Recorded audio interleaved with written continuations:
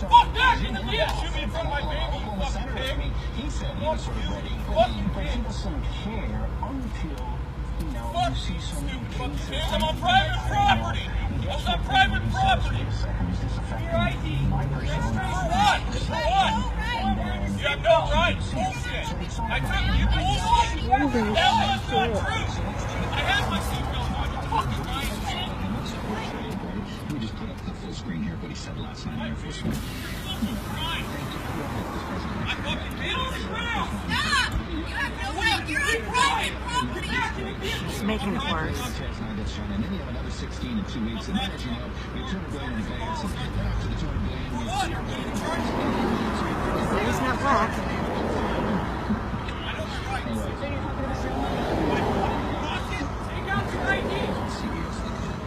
Fuck you, stupid fucking bitch! There's my fucking license, you piece of shit! You wanna pull a gun on me in front of my fucking kid? I'll fucking kill you, fucking ass! Stupid fucking bitch! Gets in the car. Fuck you! Next time you're in fucking ass!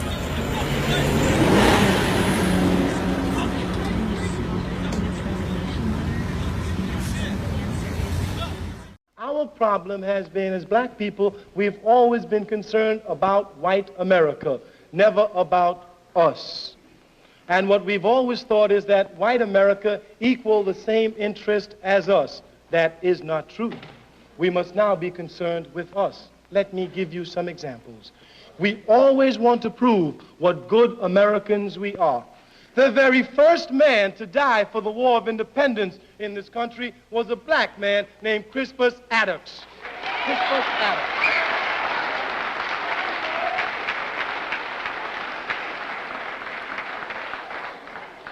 He was a fool.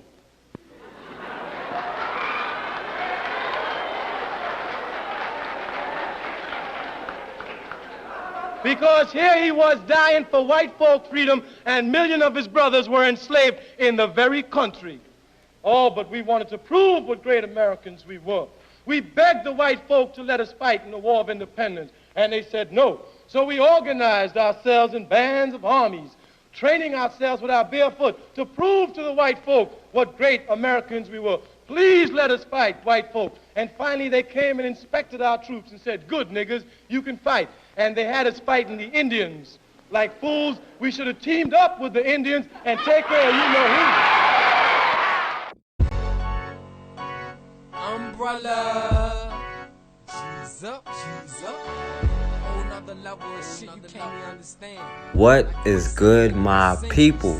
We are live back again with another episode of The Forecast.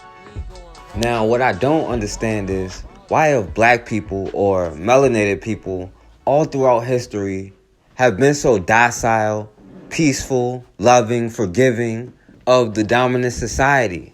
From day one, Europeans have taken our kindness for weakness. Yet we continue to do the same thing over and over and over. When Europeans first showed up in Africa, they accepted them with open arms. They gave them gifts. They gave them knowledge. For whatever reason, we've always accepted them. And look how that worked out for them. When the Europeans came to the Americas, they accepted them with open arms. They gave them gifts.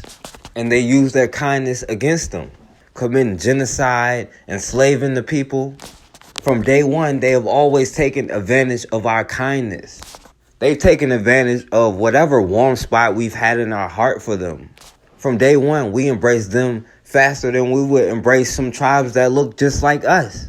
We feel the need to educate and celebrate everybody's culture but our own. But we have a problem forgiving ourselves. We're quick to forgive everybody except for the people who look like us. We're too busy defending everybody else to defend ourselves. We defend everybody else's rights and culture but our own. Even when it comes to America, we'll put our capes on the fastest and defend it the hardest. We fought in every single war to defend America. And I can even maybe understand the first two. In the Revolutionary War, where America won its freedom, America, who was the rebels, and George Washington was losing the war. He didn't want to arm black people at first. He had no other choice but to offer black people freedom to help them fight the war. That's how a lot of the northern states ended up being free territories. They didn't want to. They had no choice. Of course, he lied and sent them right back to slavery after the war was over. But I can understand how black people would join that war, even though before then they had already seen how they were for 200 plus years. And again, with the Civil War, neither side wanted to arm black people because, again, they were in fear of black people with guns. But of course, after Lincoln and the North was getting their ass kicked by the South, he had no other choice but to take a page out of George Washington's playbook and offer black people freedom to help them fight the South. Which, of course, the 13th Amendment didn't end slavery, only started mass incarceration and gave birth to the school-to-prison pipeline. And every war after that, I do not understand why black people still feel the need to defend a country that treats you the way that they do and then justifies it.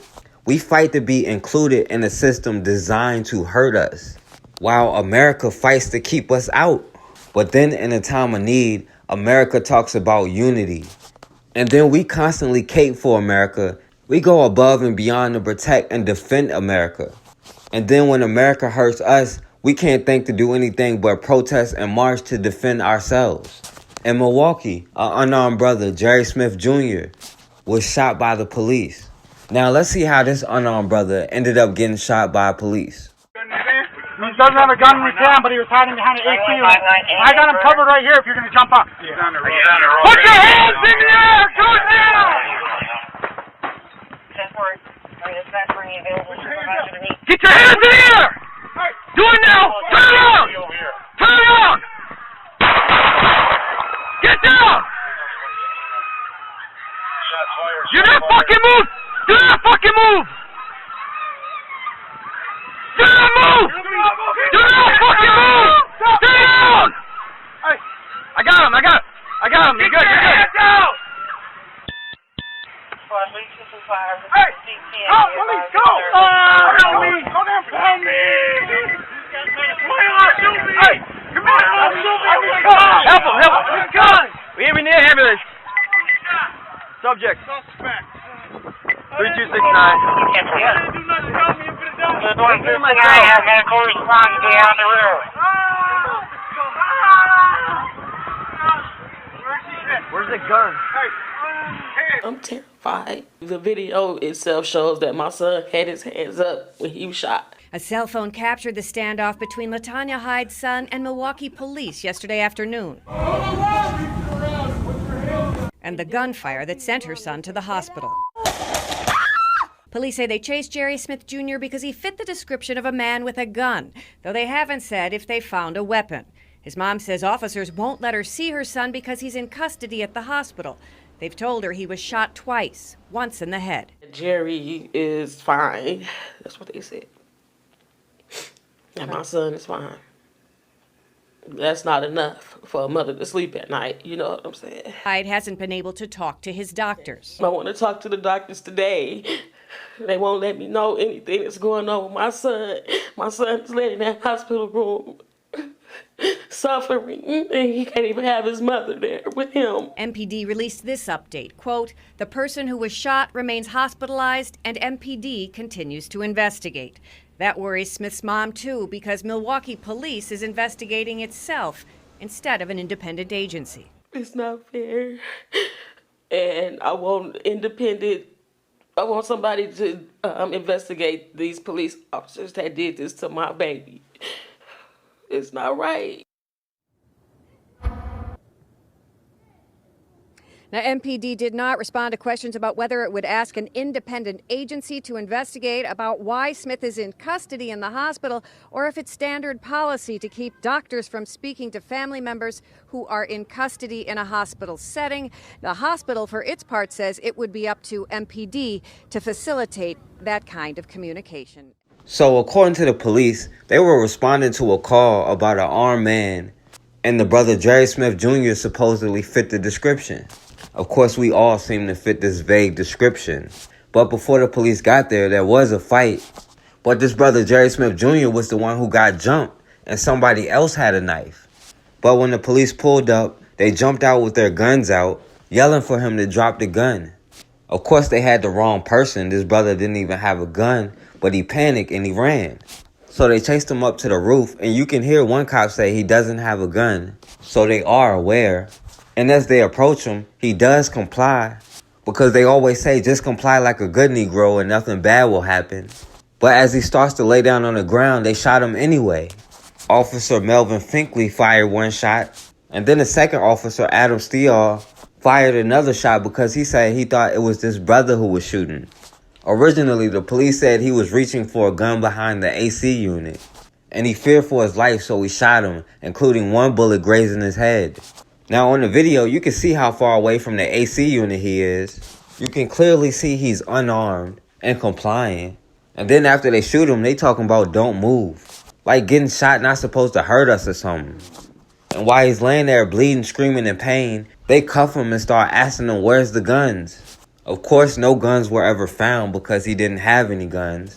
And this brother, Jerry Smith Jr., wasn't even charged with the crime, but he still ended up shot. And as usual, the police decided they should investigate this case themselves. The officers who shot Jerry Smith Jr. last year told investigators they thought he was reaching for a gun. Someone told Officer Smith was armed because of this fight moments before the shooting. It's new video provided by Smith's legal team. But they tell us Smith was the one getting attacked and never had a gun. You can see someone holding a large knife. And according to an incident report also provided by Smith's team, a witness pointed out that knife to an officer, and the officer kicked the knife in the sewer. Smith's team points to the new information as evidence of a cover-up because no gun was ever found. Nobody saw this young man with a gun. Milwaukee PD knew about all of this, and they covered it all up because they didn't care. They were trying to justify the shooting of this young man. More than a year later, Smith still has visible and emotional scars. It's been all right, but at the same time, I've been going through a struggle. You know, I can't work no more. You know, I can't pick up, can't even carry like 30 pounds, you know what I'm saying, about my leg going in and out of them, you know what I'm saying? So it's been a struggle, you know what I'm saying? But, you know, my people got my back. The Milwaukee County DA's office cleared the two officers this year, but Smith's team now wants a federal grand jury to look at the case. And we also reached out to Milwaukee Police's communications team as well as the city attorney's office. Neither has responded to our request to respond to those cover-up claims. Meanwhile, Smith has already filed a federal civil rights lawsuit in this case. That is still pending here at federal court. Now, the body camera the cop was wearing himself shows he was clearly lying about what he said. They knew he didn't have a gun. He wasn't anywhere near no AC unit to reach for a gun. No gun was even at the scene. And the police had this video for over a year before they had to release it because of a lawsuit. Not because they were doing the right thing. They already knew this brother was the one who got beat up. They knew about somebody else being armed with a knife, not even a gun. They even kicked the evidence down the sewer. This brother had not committed a crime. He didn't have a record. He didn't have any drugs. He was the victim of an assault. And when he started complying, the police shot him. But to no surprise, the DA, Kent Lovern, found the shooting justified. The unarmed man shot by two Milwaukee police officers who chased him onto a roof last year wants federal prosecutors to investigate his case. The Milwaukee County DA's office cleared both men of wrongdoing over the summer. Pete Zervakis reports on the latest developments. The steps of the federal courthouse, Jerry Smith Jr. called on the U.S. attorney to investigate whether two MPD officers violated his civil rights in August 2017. We just asking for the U.S. attorney to get involved and look at stuff. Smith Jr. is 20. He's been unable to work and now walks with a cane since MPD officers Adam Stahl and Melvin Finkley shot him on a roof near 29th and Wisconsin. They chased him up there after a witness claimed he could be armed. He was not. Police body camera video captured the shooting. I never wanted to go through this. I ain't asked for this. In a letter to the police chief in June, the DA's office writes the officers reasonably believed Smith Jr. was armed. The letter says Finkley saw Smith Jr. standing near an air conditioner and perceived that Mr. Smith was reaching for a weapon concealed behind the air conditioning unit, so he fired his gun. It continues. Officer Stahl heard the first shot fired by Officer Finkley, but perceived it as the subject firing, so he fired also. I was nowhere near the event. didn't have a gun. Smith Jr.'s legal team is frustrated MPD investigated its own shooting and thinks federal authorities would provide more accountability. We need independent eyes on this because there's just too much that's gone wrong here. In a statement, MPD told us it takes officer-involved shootings very seriously. The department did do its own internal investigation and decided no discipline was merited against either of the officers involved. Now, this brother wasn't even charged with anything, and now he's disabled. But because he didn't die, and the bullet that grazed his head wasn't an inch in the other direction, the police can investigate themselves and not bring anybody from the outside to investigate. Not that it really matters. But just because he didn't die, the police can now investigate themselves. And they found none of these cops even deserve to be punished at all. Now, the cop officer Melvin Finkley, who was the first cop who fired and then handcuffed him after he shot him, is obviously a black cop. Now, they'll allow a black cop to hurt other black people and get away with it. But I want to see you try that on a white boy in the same situation and see what happens. For some reason, black cops know better not to make that mistake on white kids. It's a completely different result. White cops raid a house, the wrong house, and shoot a 7-year-old girl, Aiyana Jones, while she's sleeping. No cop get punished. A black cop shoots a 6-year-old white boy because their dad has him in a high-speed chase. He gets 40 years. They will allow black cops to enforce white supremacy on black people. And a number of black cops joined to do just that. But you cannot change the system from the inside. We are trained to hate ourselves. We have been taught that from an early age. At some point, we gotta learn our lesson and learn how to stand up for ourselves. And most importantly, learn how to protect ourselves. As much as we care for everybody else, at the end of the day, we are all we got. But until we realize that, we'll continue to be in the same position. That was some disturbing video of a violent clash between a police officer and a 14-year-old girl at a Florida mall. ABC's Janae Norman with the latest. Tonight, this cell phone video showing a Florida police officer repeatedly punching a 14-year-old girl on her side is going viral. The teenage girl's mom is furious, saying her daughter was pinned on the ground with her arms underneath her while the officer struck her. The girl was then taken away in a police vehicle. Back up. Oh my God, I was furious. What he did was not justified at all. He totally was wrong. According to authorities, officers were called to the Coral Square Mall Thursday about a group of unruly teens, issued a trespass warning barring the teens from the mall, but they returned. Then officers say the 14-year-old girl began acting aggressively and resisting arrest and wouldn't release her clenched fists. They say the officers' actions were within policy, legal, and not excessive. What you see on video is the officer delivering some strikes, distraction strikes, to an area where she has her hands concealed underneath her. The officers don't know what she may have in her possession. That's a concern. But the girl's mom says the officer involved should be fired. He went totally overboard because she wasn't resisting. They want to make us accountable for our actions. They need to be accountable for their actions. And Tom, that girl's mom isn't alone in wanting accountability. Now a Florida state representative is calling for police to release the body cam footage of the incident, but so far, no word on whether they will. This year, man. Let's step back. I just asked why y'all detaining him. He lives here. He's clearly. This is our neighbor. So what are you doing? Quit the shit then. He's under the influence. Calm down. He lives here. Y'all making excuse, man. Not who we were Y'all making about. a bullshit excuse. He is not under the influence. What are you talking about? He lives here. Actually, he was helping the person that was under the influence. So why He are is you detaining him? He is not That's the under only the thing y'all not influence. telling us. Why y'all That's not detaining him true. for? We're in the middle of something. Right, but you're person giving us who a full conversation. You're not helping the person who needs the help. The man is unconscious on the floor over here. Why aren't you helping Why the y'all person? detaining him? What are you doing? That makes no sense. Like you have no right. You have no right for this.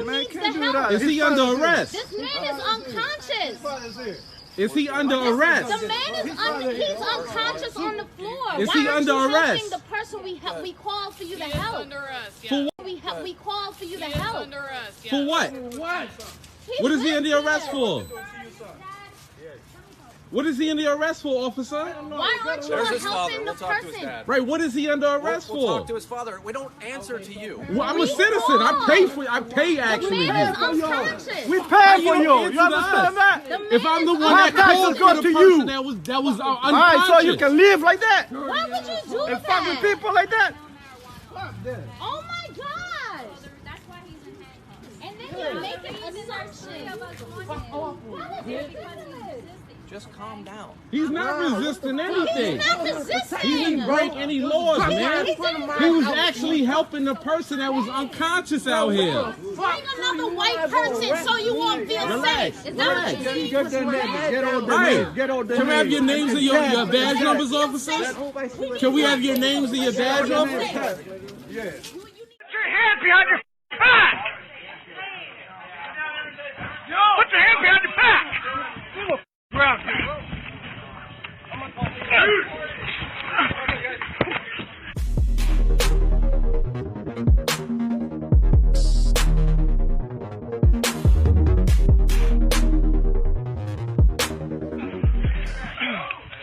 You're under arrest. Get down, get down. For what? Do it now. You're gonna get it again. For what? Put your hands. You're under arrest. You're using a fake tweet.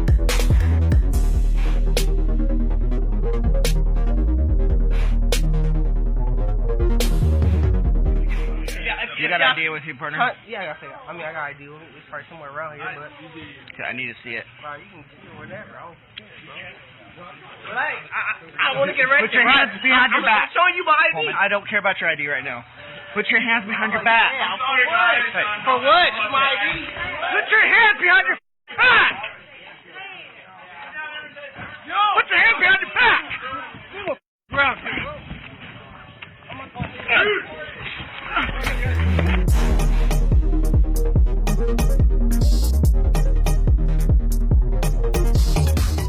Then he starts pulling away and trying to run. So we're trying to get him on the ground, and he was fighting. I had enough reasons to detain him, and he was completely fine.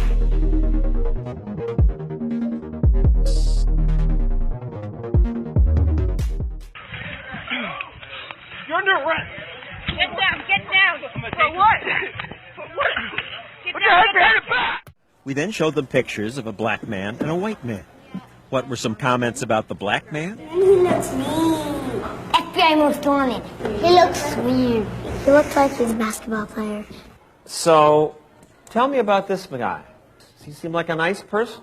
I think he's nice. I think he's nice, except he might be mad about something. He was probably picking up on something. This is Oklahoma City bomber Timothy McVeigh. But when we ask which man is a criminal, most kids pointed to the black man. And when we asked which was a teacher, they said, That one! The guy in the green shirt.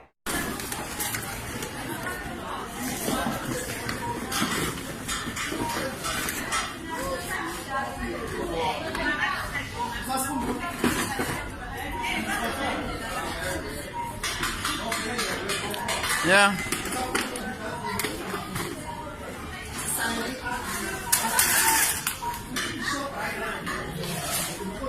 That was the 31st of March. 40 days has passed a long time ago. We want to know what our white dogs doing in the black community. That's all.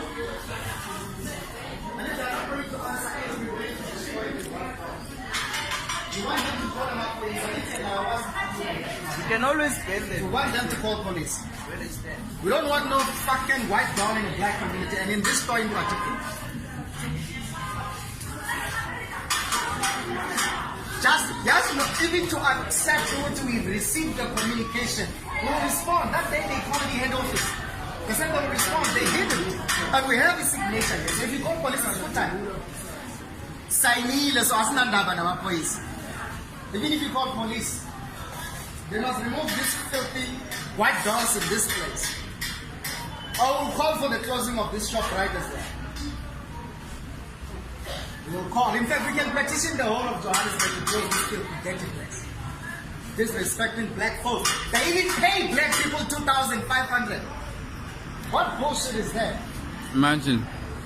2,500 per month. What are you going to do with that? What bullshit is that? Bullshit, man. Out of line. And when we come here, they think Bazo is a police. How can you pay people who stay in Africa 2,500? On top of that, you say what? You sell white dolls. Each time a black person is a caser, they case in a white doll to say other Lungu are superior and black people are inferior.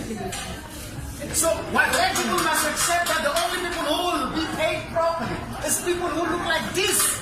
Because if you look black dolls think they are very much ugly and fertile. Yeah. Who can buy those ugly black? Abantu abamnyama umsebenzi wethu pay ukuthi ama-black dolls wagqokeni ngaphandle. Mabaqeda they paying peanuts. Umuntu ufana i-2,500 and then you spend 500 on transport. Imagine. You pay 1.2 on rent.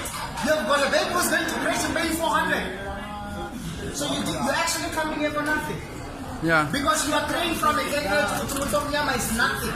White people must dominate this place. And they're busy having us with white laws. This is bullshit. She's training me.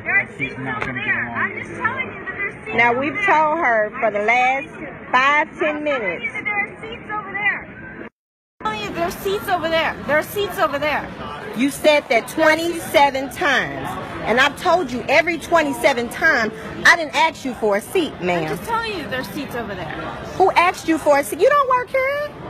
No, I'm just telling you there's seats over there. You're having a conversation. There's seats And I'm going to over there. have a conversation standing right here. This is the line. And what? This is the line. I'm in line. You're not stupid, you look.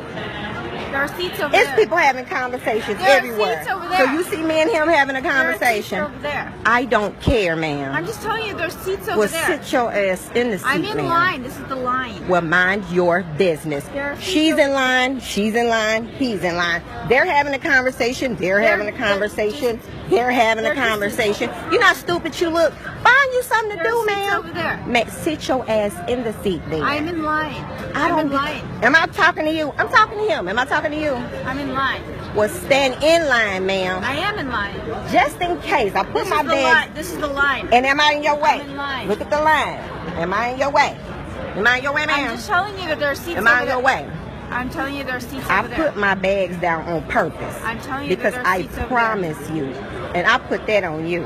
I'm Leave telling me you and there's him seats alone. Well, sit in the seat, ma'am.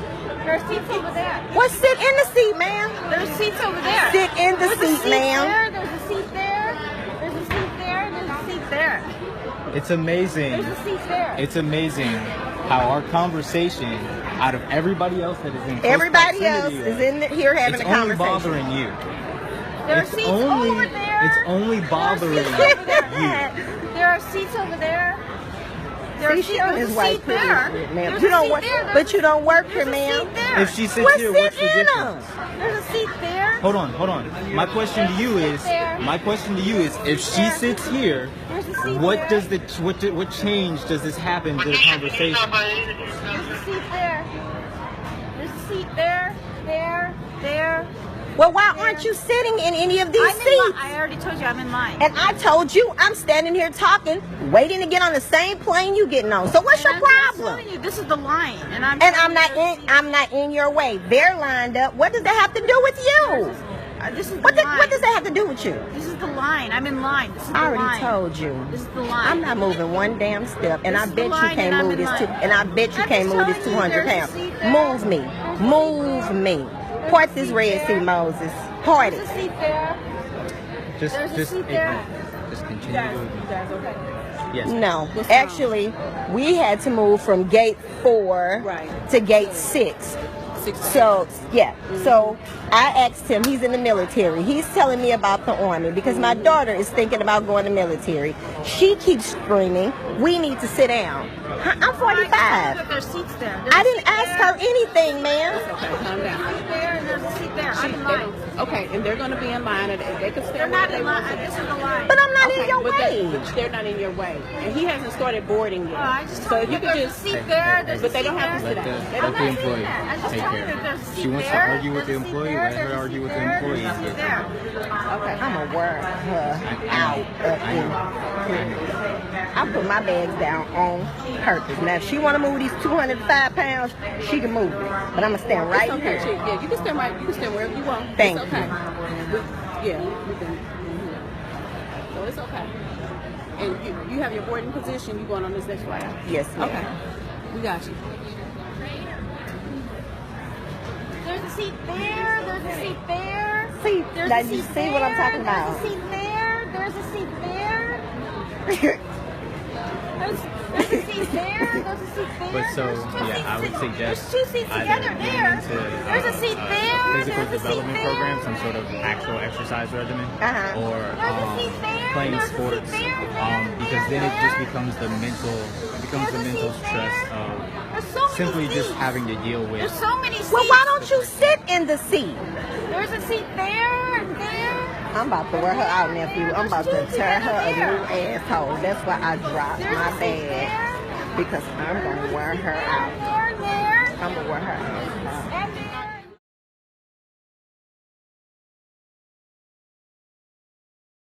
All right, and we back on the forecast. We as a people have been attacked so much, and we've been programmed to believe that defending ourselves or defending our loved ones is somehow blasphemous or wrong in some kind of way. We fed into the talking point so long, we believe that defending ourselves is taboo. God forbid a black person having a gun. Dred Scott made it clear those rights don't apply to us. In Chicago, a brother, Joshua Beal, was shot 5 times, including twice in the back by Chicago police, trying to protect his family. So let's go back and see what led the Chicago police to kill this brother while he was in a funeral procession.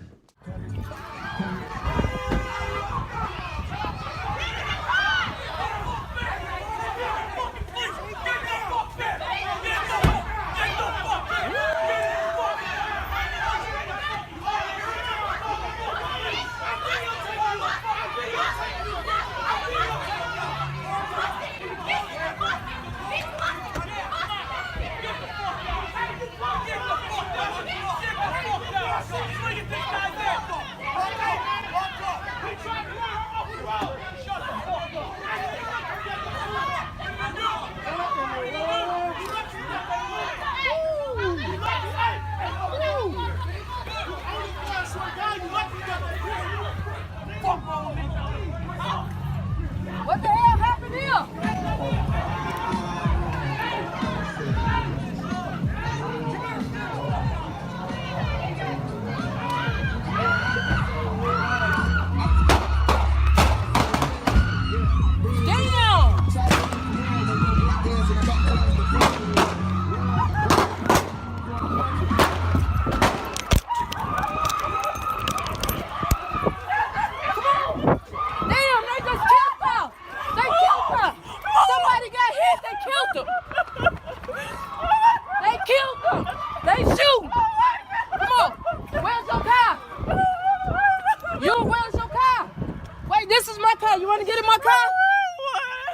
Where you going?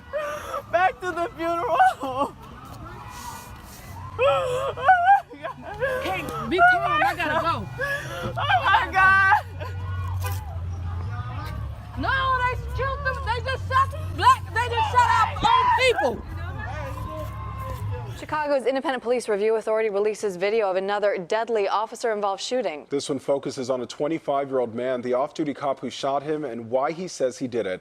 CBS 2's Mike Puccinelli joining us live in the newsroom with the latest we know. Hey, Mike. Hi, Lionel and Aaron. The videos and 911 audio recordings paint a picture of total chaos on a busy Mount Greenwood street.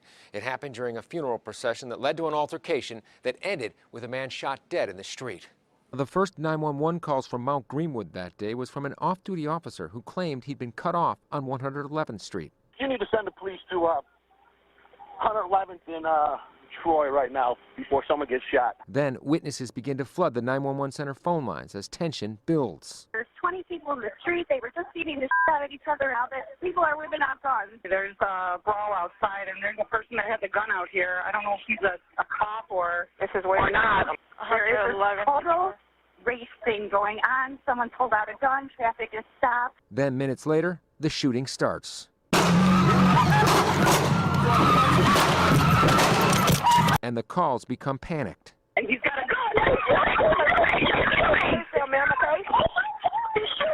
Somebody got hit. They killed him. They killed him. They shoot. This man, 25-year-old Joshua Beal, was shot One caller said he was armed and was shot after he pulled out a gun. Is he black, white, or Hispanic? Black. Numerous callers described the shooter as this off-duty officer in the red shirt, seen here pointing his weapon at the crowd while screaming at people to stay back. Then Beal's sister calls 911 hysterical. Two men then attempt to revive Beal on the street by performing chest compressions near the intersection of 111th and Troy. Fire department officials say one of the men who tried to revive him was a firefighter involved in the initial altercation. That might explain the sister's screams on the phone. Get away from my brother! Yeah, no, don't touch me!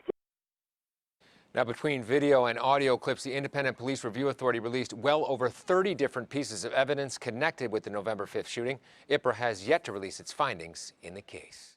So this brother Joshua Beal, who's from Indianapolis, but he was in Chicago for his cousin's funeral, when he ended up getting killed by Chicago police during the funeral.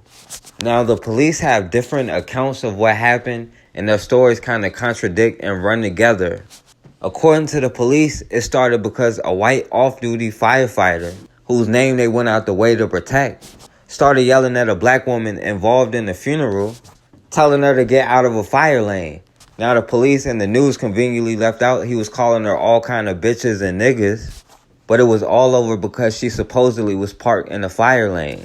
A witness said she heard somebody yell a racial slur, and then somebody went over and punched them in the face, as they should have. If white people want to call people nigga, then there's a good chance they're going to get punched in the face, which they should. But then, according to the police, an off-duty cop, Sergeant Thomas DeRuin, just happened to be in a barbershop nearby, and he saw what was going on and went out and got involved. And I'll give you one guess about who he came to back up. The police said then another off-duty cop, Joseph Tracy, was on his way to work when he saw a black man with a gun, so he pulled over and he got involved. And they repeated that he had on a uniform because a part of their defense was they made it clear they were cops, even though no witnesses can seem to recall any cops being there, because that's different from plainclothes cops pulling out guns, not identifying themselves. But no witnesses that called 911 seemed to know that they were cops. They just thought it was a racial brawl, which it was. Now, the cop side of the story is confusing because at different times they said different people did different things. And then the video contradicts a lot of what they said. But at some point, the cop Joseph Tracy called 911. He said, "Those motherfuckers blocked me in, and you better send somebody before someone gets shot." He's on record threatening to kill somebody. Now, the problem with the cop's story is, if he's the undercover cop who was on his way to work, he did not have on a uniform. And if he was the off-duty cop that just happened to be in a barbershop, why is he talking about being blocked in?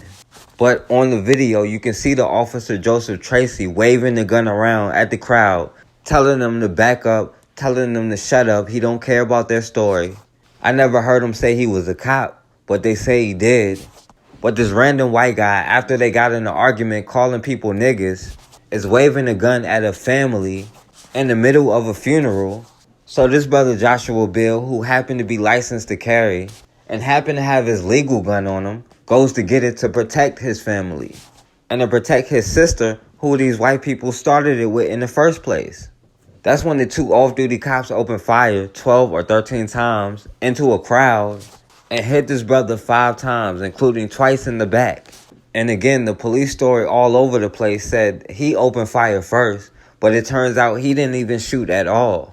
And their story doesn't really make sense. But the family and witnesses and even evidence tell a completely different story. We're now getting a clearer picture of a chaotic and shocking scene that played out on a busy intersection in Mount Greenwood. This one, an off-duty police officer shot and killed a man. This morning, we are hearing the 911 calls released by the Independent Police Review Authority. CBS 2's Mike Puccinelli joining us live in Mount Greenwood with a closer look at those calls. What are we hearing? Good morning, Mike. Hi, they are audio and video clips released late last night by IPRA, and they paint a picture of total chaos unfolding on this street that you see behind me here in the middle of the Mount Greenwood neighborhood. That was a violent scene that erupted at about 3 o'clock in the afternoon on Saturday, November 5th. That's when an off-duty white police officer became involved in an altercation with a group of African Americans who were in a funeral procession.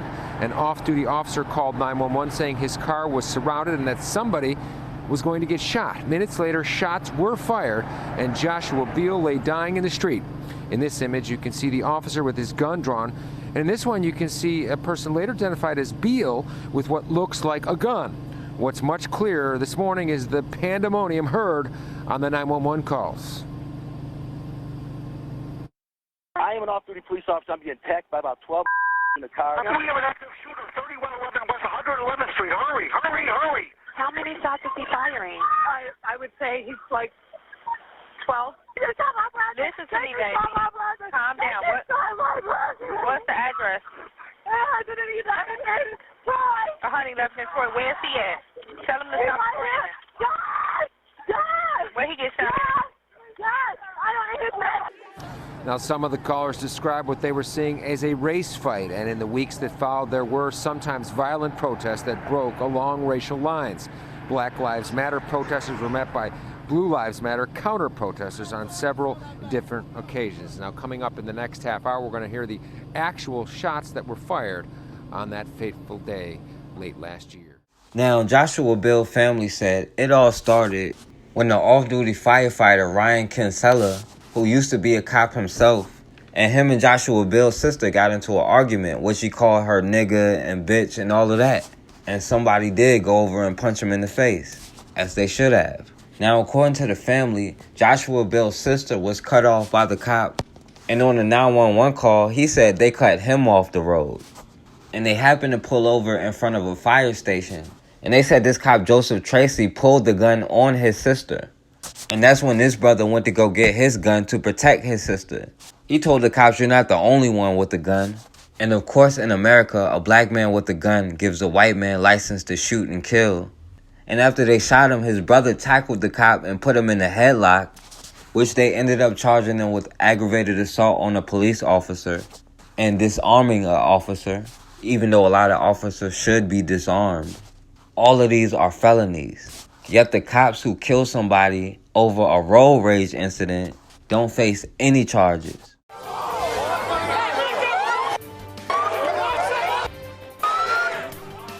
Protesters and counter-protesters clash over the deadly police shooting of a 25-year-old man in Chicago. This as investigators are taking a close look at video recorded at the scene of the shooting.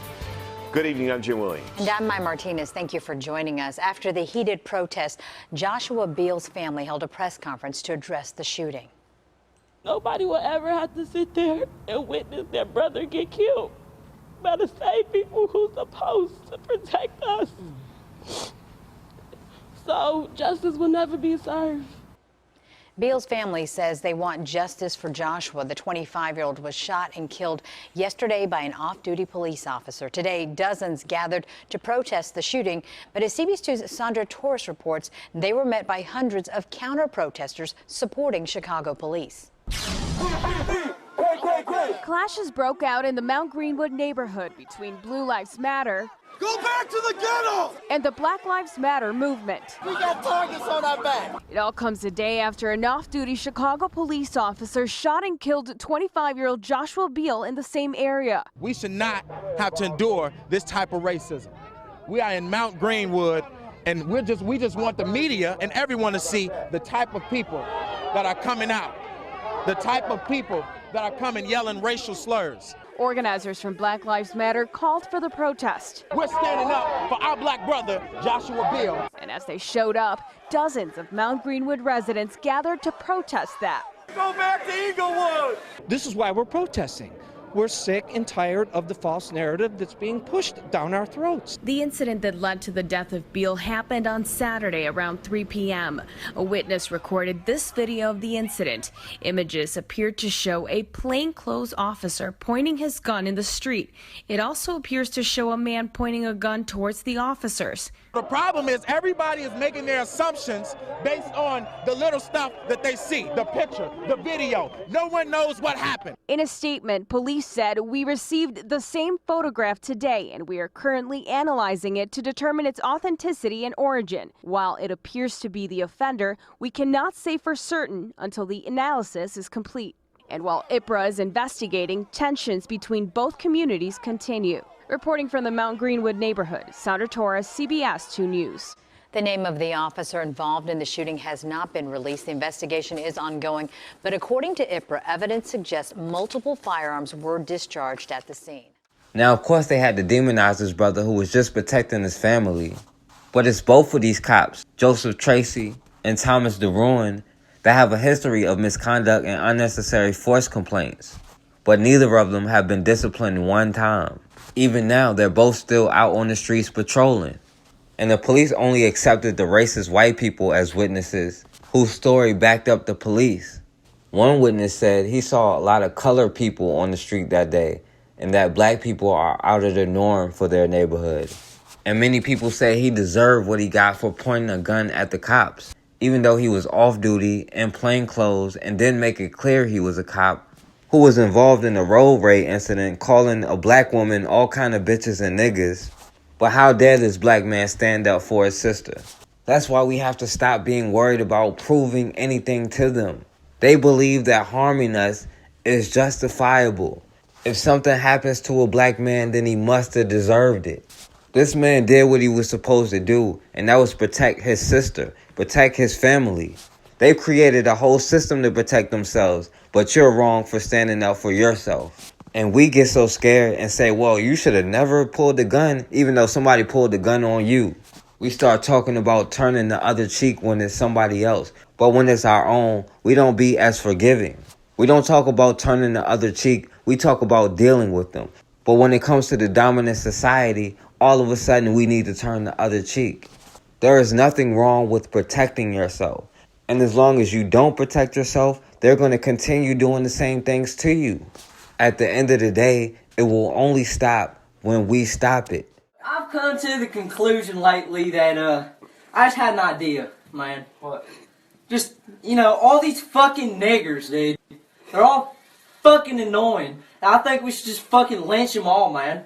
Sit into the back of a motherfucking bus, put them bitches back in the fields and teach them a fucking lesson. You know what's gonna... They need to stop being niggers and listening to their God, Snoop Dogg up there in the heavens, and their little Jesus thing, XXX Stink, or whatever the fuck his name is. They'll be riding Tupac's dick harder than they ride Jesus' dick. Exactly, they want to come out, then they want to come out here and preach on us when they're just acting like a bunch of hood rat niggers. Exactly. They be out here fucking my wife, stealing my job, eating my food stamps. The motherfuckers be out here doing wild shit. We do not fuck with niggers. Niggers do not want no smoke, so come at me, niggers, because I will put you back on the field, you plow motherfucker. Slave yard hat. Two Northwest Guilford High School students posted a video online that's spreading across social media, and it's not good. Yeah, it's a racist rant that was so bad we can't even play a portion of it for you. WFMY News 2's Jessica Winters went directly to Guilford County Schools to see what's being done about it. It turns out the district had an anti-discrimination training today because of this video. We can't play it for you, but what I can tell you is within 45 seconds, the N-word was used 5 times. And the 2 high school students said things like lynch them all and put them back in the fields and teach them a lesson. Yes. Guilford County Schools told me it learned of the video over the weekend. Some parents and students commented on the video saying this is nothing new at Northwest Guilford, so I asked the chief of schools, Tony Watlington, if he thinks Northwest Guilford has a discrimination problem. I think there are some legitimate issues and problems at Northwest Guilford High School. I think there are some problems at other high schools. We're not trying to hide that. We're trying to be very transparent and work to make all of our schools free of discrimination and bias. In response to the video today, the school system brought in the National Conference for Community and Justice of the Piedmont Triad, also known as the NCCJ. The nonprofit trains both students and staff members on mutual respect and understanding by way of open discussion. A space and a process for kids and for adults to be able to talk about issues of race, something that many people in our country and in our county are very uncomfortable doing. So this training was only done at Northwest Guilford High, but the Diversity Office is working on a plan to expand the training district-wide. Events like this tell us that we need to redouble our efforts and to do even more. Watlington says the 2 students in the video were punished appropriately for their racist tirade, though he couldn't get into specifics. Thanks, Jessica. The chief of schools says kids like these 2 students who make very bad choices can change, and he's hoping the trainings help with that. We are also on top of another developing story tonight. A VCU arts professor is out of the classroom after calling security on a black adjunct professor. Caitlin Cherry says she was eating breakfast in her classroom when security showed up and questioned her, asking to see some ID. Tonight, an outcry from both students and faculty has prompted VCU's president to take action. Richmond reporter Kelly Avellino has been following the story. She joins us now with more on the support for this professor. Kelly? Well, take a look at the sign behind me right here on the front of the VCU Arts building. It says PAPR, Painting and Printmaking Students Support Caitlin Cherry. Caitlin Cherry, the professor who was the victim of this alleged racist incident. Both students and faculty furious over what happened. They sent demand lists to university heads. Now the president and university are taking action, including creating a task force. We do want to see VCU take some sort of accountability. We do want accountability from the professor. We would like him to apologize. VCU senior Brianna Scott passed out flyers and wrote this RVA magazine article on the incident that sparked outrage across campus. Visiting professor and accomplished artist Caitlin Cherry was questioned by security after another arts professor, who's been identified as white Hispanic, didn't recognize her while she ate breakfast in her classroom. He thought that she didn't belong in that room, didn't even give her the benefit of the doubt, didn't even speak to her. I think that was the most frustrating thing for her. NBC 12 has confirmed that the professor who called security won't be teaching for the rest of the semester. Is that students have just stopped going to his classes.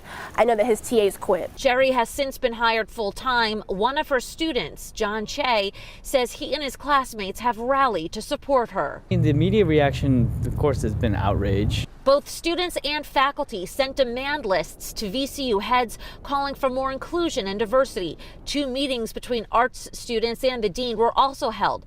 VCU President Rao sent this letter to the entire university, which states in part, when our core values of diversity and inclusion are impinged upon for some of us, then every one of us loses an opportunity for growth, learning, and success. A list of actions the university is taking to address this issue was posted online, including the formation of a task force. And a campus-wide meeting next Monday afternoon to go over that list of everything that VCU is doing to respond to this incident will be held. It's open to anybody. I'm Mariah Lillian Copeland Parker. I, Mariah Lillian Copeland Parker, do solemnly swear. Do solemnly swear that I will well and truly. That I will well and truly. Perform the duties. Perform the duties. Of Commissioner. Of the Unified Government of Athens Clarke County. Of the Unified Government of Athens Clarke County. And that I will support and defend. And that I will support and defend. The Charter thereof. The Charter thereof. As well as the Constitution. As well as the Constitution. And laws of the state of Georgia. And laws of the state of Georgia. And of the United States of America. And of the United States of America. So help me God. So help me God.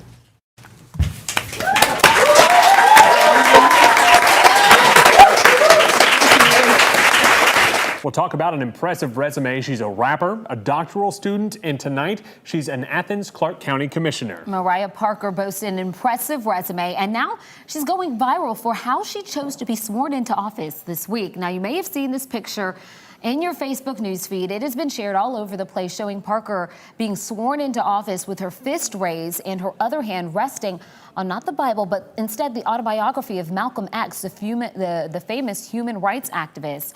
Parker was elected to represent District 2 on the May 22nd primary. She won by just 13 votes. She says she wanted to do something for her swearing-in ceremony that would show solidarity with human rights movements that are taking place all over the world. I am here to be a very vocal representative for my community, and I'm not going to back down, even if people are afraid, even if people are made uncomfortable, even if people don't quite understand at times. It's always important to stand up, and I will always do that. Well, Parker says she received both positive and negative reactions from people. She says she felt like she did the right thing, so that's all that matters. Were you guys able to talk to him? No, he was sleeping. Yeah, what's your first name? Kareem. Mr. Kareem. Okay, do you have your ID? Yeah, it's a lot. So we're sitting outside of the hotel, just minding our own business, trying to find out how we're gonna get home. I'm calling my friends from Cleveland because I'm from Berea. I'm trying to find a way home, and this girl comes outside, like, what the fuck starts coming at me, that blonde girl. Like, why are you sitting out here? Like, what are you doing? Go home. I'm like, we're trying to find a way home. I'm sorry. I'm like, I don't know why you're coming at me, blah, blah, blah. And then he comes outside. First of all, he's calling his friends who are sitting down here. He's what? Kareem, his name. Okay, please. I just met him today, the person who assaulted me. Like, I mean, he shoved me, he pushed me. Like, you can watch the videotapes, which I would like to see, if that's possible. Also, I came down here after and I asked the front desk clerk in the white shirt if I could call 911. I'm not sure if that's against the law to deny that to a person at the front desk of a hotel. I asked him 3 separate times and he said, that's what you get for being a slut. And wouldn't let me call 911. Meanwhile, Kareem, the person who assaulted me, had my phone. I had no way of calling. Okay, that's your phone. Yes, they got it back for me. So. You're friends with Kareem? Yeah. Who's Kareem? Kareem Hunt, plays for Kansas City Chiefs. Plays, okay. Yeah. All right, you guys use it first name? I didn't know. Yeah. Okay. So Kareem plays for the Chiefs. Yeah. Running back. He Okay. really moved it today. Like, it's crazy, right? So I'm gonna tell you a whole story. So I know this girl from a friend. I invited them to go to the club tonight. We got to the club, like they're just overly drunk, as you can tell. And come to find out, they're not even 21. They're really 19 years old. And we found out upstairs, like, can you guys please leave us alone? It was like, just go home. And they're in the hallway, like sitting by the elevator. I come outside, I'm like, you guys are being too loud, just please leave us alone.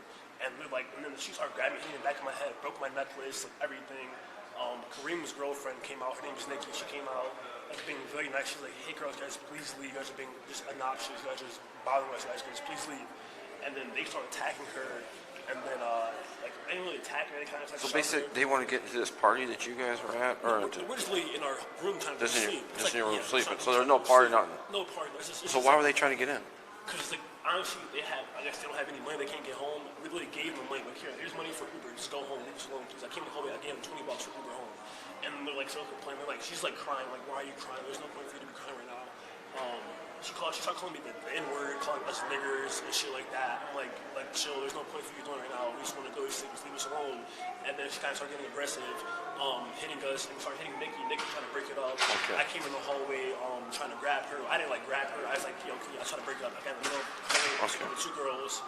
And that was really it. And then security came up, and then they were just like being really aggressive. Her phone's right here. She left her phone actually in our room. Yeah, so she said she would. So that's her phone. So which one is this? The one right here you guys talking about? Yeah, the girl that's crying, dude, she's just being like, she's drunk right now, and then she's just freaking out. Her friend is calm, but she's just a mess right now. She's a mess. I don't know what's going on with her. So the one's crying is a mess. Okay. Yeah, I literally tried to like, we have money for you to leave, like everything, and she's just, I don't know what's going on with her.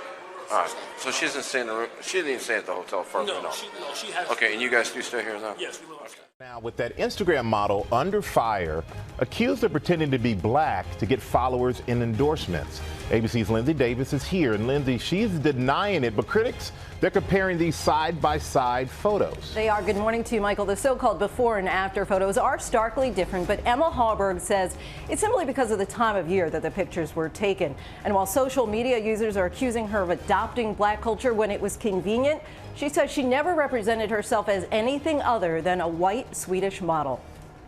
She's a self-proclaimed model and Instagram influencer with 250,000 followers online.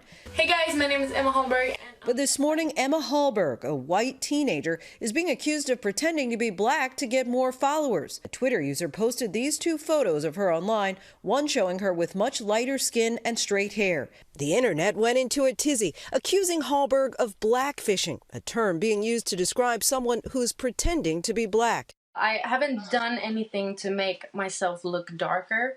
I get the tan naturally when I've been in the sun. Many who say they assumed she was black or biracial are now accusing her of darkening her skin and altering her hair and lips in order to capitalize on beauty trends and get brand endorsements. One person writing, taking deals made for black girls and posing as black to manipulate and boost followers is a big deal. Blackface is a big deal when black people are out here being murdered because of our skin color. If a large group of people are telling you that something that you're doing is taking advantage of what is ultimately part of a racist legacy in worldwide and in American history, that she should listen to that. The 19-year-old denies it, saying this was never her intention and her looks are natural. I cannot change the way I was born because the things I've been accused of and the things people are mad about are things that are natural on me, like my hair, my lips, my nose, my face. I've never claimed to be black or biracial or anything else than white. She's not the first Insta-celeb to come under fire.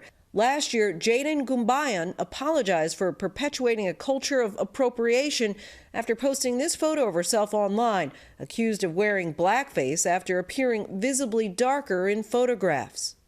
Cultural appropriation has become a divisive topic on the internet, with celebrities from Kim Kardashian to Coldplay at times accused of insensitively borrowing from other cultures. But the power of bronzer, borrowing blackness, this is a trend on the internet and has people very upset. So a guy walks into a bar. A duck walks into a bar. A rabbi, a priest, and a minister walk into a bar. A white man with a Glock walks into a church. A white man with a handgun walks into an elementary school, a middle school, a high school, a college. A white man with a rifle, a shotgun, and a handgun walks into a theater. A white man with a rifle walks into a Las Vegas hotel. A white man with Nia Wilson's name on his knife walks into BART. A white man with 2 chainsaws walks into BART. A white man with a rifle and 3 handguns walks into a Jewish synagogue. A white man with a Glock walks into a club. A black boy with Skittles and tea walks down the street and is killed. A black man with a cell phone is killed. A black man with a wallet is killed.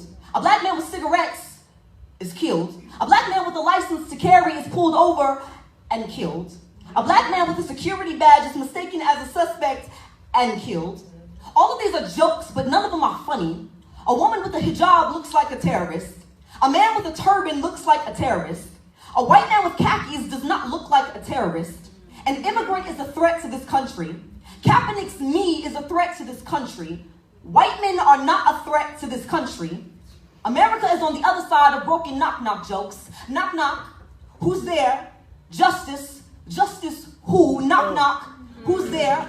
Compassion. Compassion who? Knock, knock. Who's there? Truth. Truth who? Because what is justice or compassion or truth to a nation built on the backs of others? America is the comedian who's been in the game for decades and still ain't funny, tells the worst jokes known to mankind, then gets mad when you don't laugh. America is the attention-thirsty class clown who thinks disrupting a history lesson is humorous, gets kicked out of class only to come back the next day and do it all over again. America sang Donald Glover's lyrics long before he even wrote them. Its version of this is America smiles like a purge mask. America is the perverted uncle who still gets to be a part of the family. Everybody knows how disgusting he is, but the unaffected don't say nothing. Have you heard the one about the immigrant? Spends his blood, sweat, and tears escaping to the American dream, only to arrive and be told he can no longer be a dreamer. Have you heard the one about the preteen? Just enough black to be seen as old enough to have a body become home to bullet wounds. Have you heard the one about the face the American flag represents?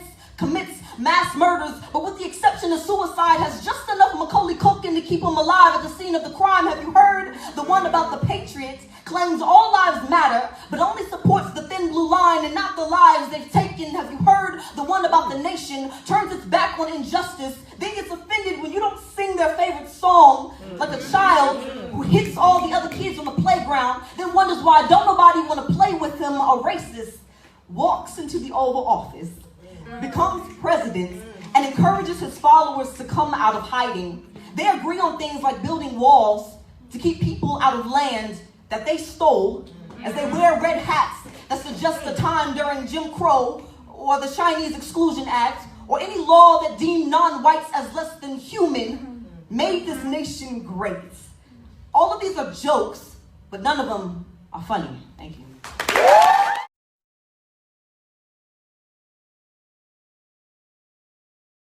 All right, and we back on the forecast. And I want to say RP to the brother Joshua Beal. And I'm glad the brother Jerry Smith Jr. is alive to tell his story.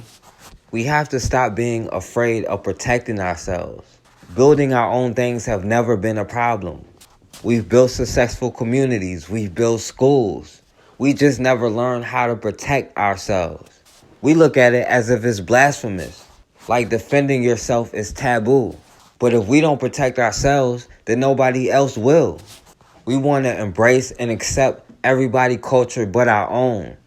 And even worse, we want every other culture to embrace us. We'll go above and beyond to prove ourselves to them, to defend them, to cape for them at every opportunity, while staying away from every opportunity to cape and defend and protect yourself and to protect your children. But if we have not learned from history by now and still looking to accept everybody and fund our own demise, if we could put half of that energy into ourselves, our future generations will have a better opportunity to succeed in the future. But until we do what we got to do, we'll continue to get the results that we get. So as always, man, we have got to start standing for something, or we're going to keep falling for anything.